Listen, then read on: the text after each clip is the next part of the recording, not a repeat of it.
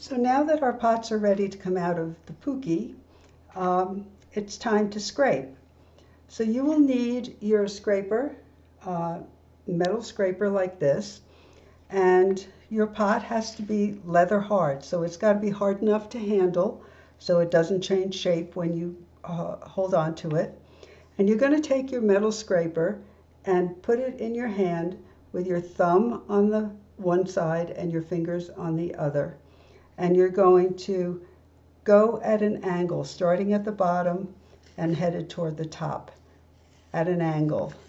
So my goal is to get rid of any bumps, any ridges, any dents, and make it as smooth as possible. So I'm using the straight edge, this edge of the Pookie. Of the scraper.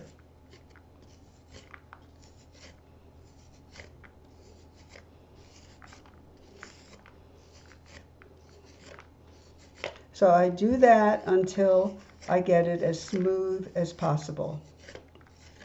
Now it's going to be a little harder on the areas where it's decorated with texture.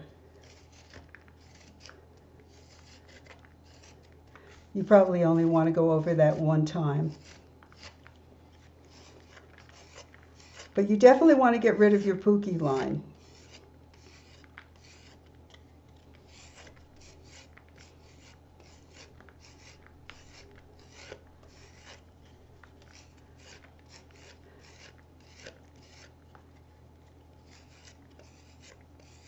The smoother you get your scraping done, the better polish you'll have on your pot.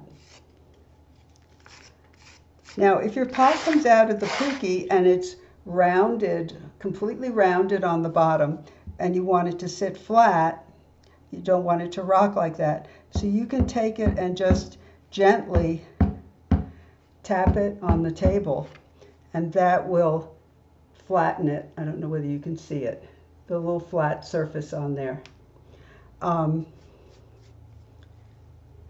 Make sure you do it evenly so that it sits straight. There we go. Okay, so when you take your pot out, if it has mica all over it because you used mica in or something else, you can scrape that off. Now also you can see here how there's like a little line. If it's soft enough, you can fix that with your finger. If it's too hard, or if it's too deep of a gouge, you can take a little bit of clay and fill it in. But you want to scrape all of that mica off. Or if you use flour or cornmeal or whatever you used, you want to get it off of there. So these pots are intentionally kind of thick because you have to scrape them.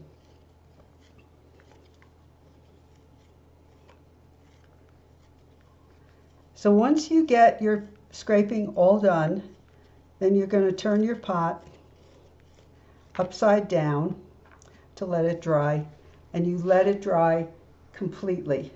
You can put it out in the sun if you want and let it dry completely, but you cannot start to sand.